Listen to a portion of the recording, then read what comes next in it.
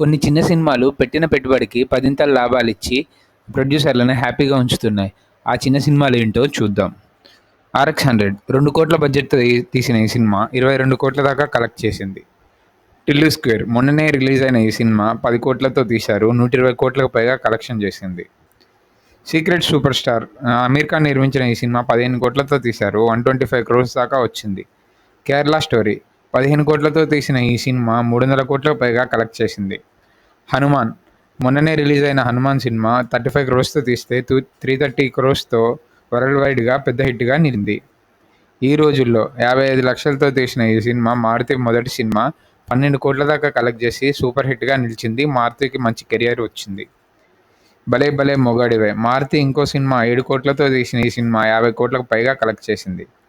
'Baby' మొన్న ఆనంద్ దేవరకొండ తీసిన cinema 8 కోట్లతో తీశారు. 80 కోట్లకు పైగా కలెక్షన్ చేసింది.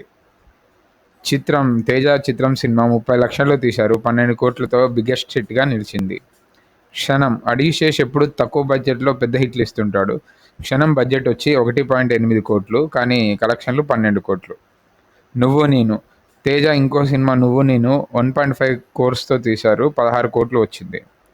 'మనసంతా నువ్వే' 1,30 లక్షలతో తీసిన 'మనసంతా నువ్వే'కి 13 కోట్ల దాకా కలెక్షన్ వచ్చింది. 'కేర్ ఆఫ్ కంచరపాలెం' 40 లక్షలతో తీసిన ఈ సినిమా 7 కోట్ల వరకు లాభాలను తెచ్చిపెట్టింది.